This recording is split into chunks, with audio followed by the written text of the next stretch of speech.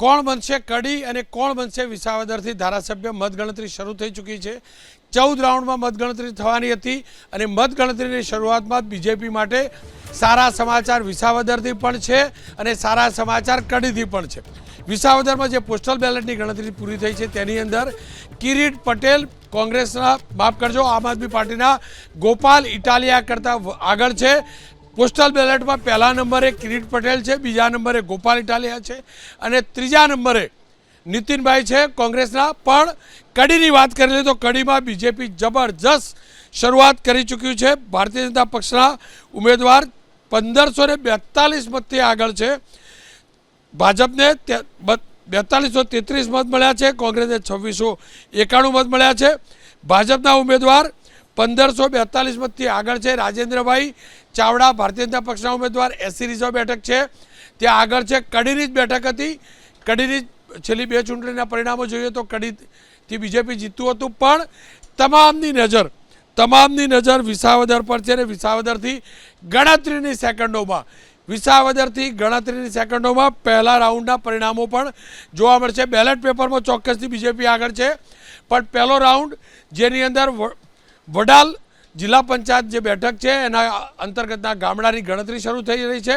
14 table ઉપર ગણતરી શરૂ થઈ રહી છે અને ચોકી 1, 2, 3 કેરાળા, ભિયાળ, કથરોટા, વડાલ આ જે વિસ્તાર છે એની મતગણતરી ત્યાં શરૂ થઈ ચૂકી છે અને વિસાવદરના પરિણામો પર તમામની નજર એટલે છે કે ત્યાં ત્રિપાંખીયો જંગ છે, પણ સવાલ એ પણ છે ત્રીજું પાંખિયું કોંગ્રેસ છે અને બીજેપી ઈચ્છે છે કે ત્રીજું પાંખિયું વધુ ચાલે। કદાચ એની અસર કેટલી થશે કેટલી નહીં થાય એ કહેવું મુશ્કેલ છે, પણ એ હકીકત છે કે પહેલી આ ચૂંટણી છે કે આખું બીજેપી ઈચ્છે છે કે કોંગ્રેસને મહત્તમ મત મળે, કોંગ્રેસ વધુ મત લઈ જાય, જેના કારણે ગોપાલ ઇટાલિયાની જીત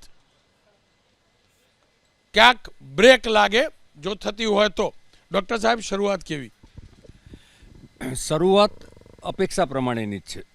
જે રીતે ભારતીય જનતા પાર્ટીની કામગીરી ચાલી રહી છે ડબલ એન્જિન સરકારની, અને એમાં ખાસ કરીને જે લોકકલ્યાણના કાર્યક્રમો થઈ રહ્યા છે અને એનો લોકોને જે લાભ મળી રહ્યો છે, અલગ અલગ વર્ગ હોય, એ સમાજનો વંચિત વર્ગ હોય, મધ્યમ વર્ગ હોય, ઉપલો વર્ગ હોય, એના કારણે એક આમ જનતામાં ભાજપના કામગીરીમાં ભરોસો છે, ભાજપના નેતૃત્વમાં ભરોસો છે અને ભાજપની નિયતમાં ભરોસો છે।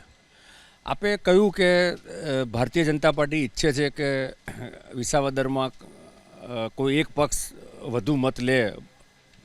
કોંગ્રેસ 150 વર્ષ જૂની પાર્ટી ડૉક્ટર સાહેબ, એવું માનું છું કે કોંગ્રેસ રાષ્ટ્રીય પક્ષ પણ છે અને રાજનીતિમાં મેચ્યોર વિપક્ષની પણ એટલી જ જરૂરિયાત છે।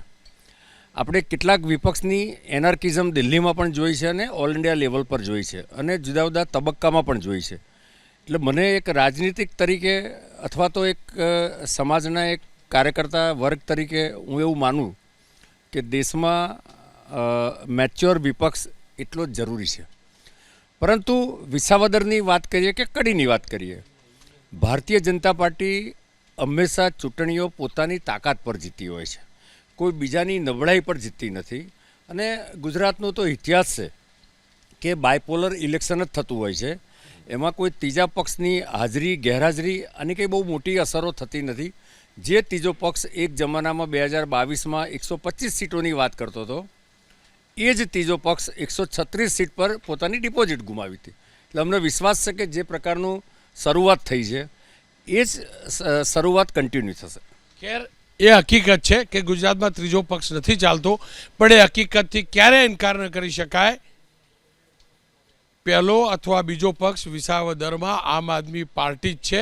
ગોપાલ ઇટાલિયા અથવા તો પહેલા નંબરે હશે અથવા બીજા નંબરે, કોંગ્રેસ ત્રીજા નંબરે। કેમ આવું? જે પ્રકારની રાજનીતિ ભારતીય જનતા પાર્ટીએ છેલ્લા 30 વર્ષમાં ગુજરાતમાં ચાલુ કરી છે, સામ દામ દંડ ભેદ તોડીને લઈ જવાના, રાતોરાત મંત્રી બનાવવાના, પૈસાના ખોતરા ખાલી કરવાના, આ તમામ વસ્તુઓ લોકોએ જોઈ છે અને અત્યારે આમ આદમી પાર્ટી પણ આ પ્રકારની વાતો કરી રહી છે। અત્યારે બાય ઇલેક્શન શું કામ આવ્યું? એ આમાં કોંગ્રેસનો નેતા તો નહોતો ગયો, એ આમ આદમી પાર્ટીનું નેતા તોડીને ભાજપમાં ગયા છે. દર વખતે આ પ્રકારની વાતો થાય અને લોકો જોઈ રહ્યા છે. જે વિસાવદરમાં વિકાસની વાતો કરવામાં આવતી હોય, જે વિકાસના મોટા મોટા વાતો આખા ગુજરાતમાં કરવામાં આવતી હોય, 20 વર્ષથી વિસાવદરની શું પરિસ્થિતિ છે અત્યારે આપણે તમારા કેમેરાના આંખે જોઈ જ છે. એ ખેડૂતોના પ્રશ્નોની વાત હોય, ઇકોઝોનની વાત હોય, આ તમામ વસ્તુમાં કોંગ્રેસ પક્ષે હંમેશા જનતાનો પક્ષ રાખ્યો છે. એટલા જ માટે છેલ્લા 20 વર્ષથી વિસાવદરની જનતાએ હંમેશા સત્તાની વિરુદ્ધ પોતાનો જન્મત આપ્યો છે.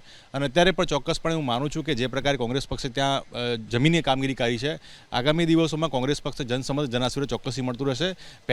પહેલામાં આવે, બીજામાં આવે, ત્રીજામાં આવે, એ કોંગ્રેસ પક્ષ સત્તા માટે હંમેશા નથી રહ્યો, લોકોના અવાજ માટે હંમેશા લડતો રહ્યો છે અને લડતો રહેશે.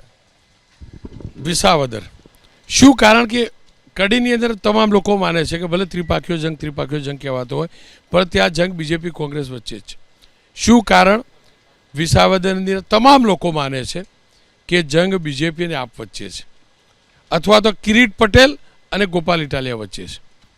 એટલે મને લાગે છે કે મુખ્યત્વે આના કારણો જો જોઈએ તો જે ક્ષેત્રીય મુદ્દાઓ છે ત્યાંના, અને એના આધારે જે પહેલાં પણ તમે વોટ શેર જોશો તો ઓલમોસ્ટ 45% ને 40% એવો હતો, કોંગ્રેસનો ફક્ત 11% હતો. એટલે એ પણ બધા કારણો છે કે લોકો ત્યાં કદાચ કોંગ્રેસની ગણતરી નથી કરતા. પણ અત્યારે જેમ અમારા વરિષ્ઠ નેતાએ વાત કરી કે જે ડબલ એન્જિનની સરકાર, જે વિકાસ છે, એ જોતાં સ્પષ્ટ દેખાય છે કે અત્યારે જનતાનો જે ઝુકાવ છે તે ચોક્કસપણે જાતિપાતિ ધર્મની ઉપર ઉઠી અને વિકાસના કામો જે સરકાર કરે એને મત આપવા માટે, એના પ્રતિનિધિને ચૂંટીને આગળ MLA બનાવવા માટેનો છે. એટલે આ વખતે સ્પષ્ટ છે કે વિસાવદરની અંદર જે પણ પ્રકારની આપણે અત્યારે જે રસાકસી જોઈ રહ્યા છે એમાં ચોક્કસપણે ભારતીય જનતા પાર્ટીના ઉમેદવાર જે છે તે ઉભરીને આવશે. ખેર, કડીની અંદર પહેલા રાઉન્ડમાં જબરજસ્ત બળત બીજેપીને, આમ આદમી પાર્ટી ચોક્કસથી કડીમાં દેખાતી નથી, 3જા નંબરે છે. પણ વિસાવદરમાં આમ આદમી પાર્ટી બેલેટ પેપરમાં પણ 2જા નંબરે છે. જો કે આમ આદમી પાર્ટીના ગોપાલ ઇટાલિયા પાછળ છે, પણ બેલેટ પેપર માત્ર 144 બેલેટ પેપર હતા, એટલે એનું 134 બેલેટ પેપર હતા, એટલે એની ઝાઝી અસર નથી. ઈવીએમથી પહેલા રાઉન્ડની મતગણતરી શરૂ થઈ ચૂકી છે. જુનાગઢ તાલુકાના જે બૂથ છે એ 14 બૂથની ગણતરી થઈ રહી છે. 1 થી 14 નંબરના જે બૂથ છે એની ગણતરી થઈ રહી છે. સામાન્ય સંજોગોમાં વિસાવદરની જ્યારે મતગણતરી શરૂ થતી હોય છે તો 1 થી 14 બૂથ જે છે તેની અંદર બીજેપી આગળ રહેતું હોય છે. અને માફ કરજો, વિસાવદરથી સમાચાર મળી રહ્યા છે. વિસાવદરના સમાચાર મળી રહ્યા છે. વિસાવદરનો અપડેટ છે. વિસાવદરમાં સૌથી મોટા સમાચાર, બાજી પલટાઈ છે. ગોપાલ ઇટાલિયા આગળ છે 945 મતે ગોપાલ ઇટાલિયા ઈવીએમની મતગણતરીમાં આગળ છે. મારી ટીમને કહીશું, આપણે ફ્લેશ કરીશું. ગોપાલ ઇટાલિયા 945 મતથી આગળ છે. વિસાવદરના વલણ આવી ચૂક્યા છે. પહેલા રાઉન્ડની અંદર ગોપાલ ઇટાલિયા 945 મતથી આગળ છે. કિરીટ પટેલ ભારતીય જનતા પક્ષના ઉમેદવાર, તેઓ પાછળ છે. પણ ગોપાલ ઇટાલિયા વિસાવદરમાં પહેલા રાઉન્ડની જે મતગણતરી થઈ છે તેમાં આગળ છે. અને પહેલો રાઉન્ડ એટલે જુનાગઢ, અને જુનાગઢના જે બૂથ છે એ વડાલ વિસ્તારના બૂથ છે. વડાલ જિલ્લા પંચાયતના બૂથ છે. 14 બૂથ જે આવે છે એમાંથી તમામ વડાલ વિસ્તારના છે. અને આ વિસ્તાર એવો છે કે અત્યાર સુધીની ગણતરીમાં પહેલા રાઉન્ડમાં, એટલે કે શરૂઆતના 7 રાઉન્ડ સુધી બીજેપી આગળ રહેતું હતું, પણ અહીંયા કિરીટ પટેલ વિસાવદરમાં પાછળ છે. જે પ્રથમ રાઉન્ડમાં 945 વોટથી જે ગોપાલ ઇટાલિયા આગળ છે, તો એ મુખ્યત્વે કહીશ કે જે જૂનાગઢના વિસ્તારમાં જે છે કે જે બીજેપીનો ગઢ છે, અને જો એમાં જે વોટિંગ પેટર્ન પ્રમાણે જો હજી બીજા રાઉન્ડ, જે 7 રાઉન્ડ સુધીમાં જો જોવા મળે તો એની ઇમ્પેક્ટ બીજેપીને ભારે પડી શકે. એટલે કે જે 2022ના જે હતા પરિણામો, આપ પહેલા નંબરે હતી અને જે બીજેપી બીજા નંબરે હતી, એ પ્રમાણે જે છે વોટિંગ પેટર્ન જોવા મળી શકે એવું સ્પષ્ટપણે દેખાઈ આવે. विसावदर गोपाल इटालिया आगढ़। बिल्कुल, जो देश के 4 राज्यों में 5 विधानसभा सीट पर ये उपचुनाव चल रहे हैं और आज उनके चुनाव परिणाम भी घोषित होंगे। इनमें गुजरात की विसावदर सीट इसलिए भी ज़्यादा चर्चित है और लोगों की उस पर नज़र है क्योंकि वहाँ पे जैसे पूर्व मुख्यमंत्री गुजरात के केशुभाई पटेल की वो परंपरागत सीट रही है और अब इस सीट से आम आदमी पार्टी के जो एक जुझारू भी नेता हैं और गुजरात पुलिस के ही एक जवान रहे हैं गोपाल इटालिया, वो राजनीति में अपनी शुरुआत कर रहे हैं और उम्मीद ये थी है कि गोपाल इटालिया ये चुनाव जीत भी सकते हैं। ખેર કડીથી અપડેટ આવી રહ્યા છે. કડીમાં 2 રાઉન્ડની મતગણતરી પૂરી થઈ છે અને બીજા રાઉન્ડમાં બીજેપી 2455 મતથી આગળ છે. ભારતીય જનતા પક્ષના ઉમેદવાર રાજેન્દ્રભાઈ ચાવડાને 3999 મત મળ્યા છે. કોંગ્રેસને 1544 મત મળ્યા છે. કુલ લીડ 2455 છે.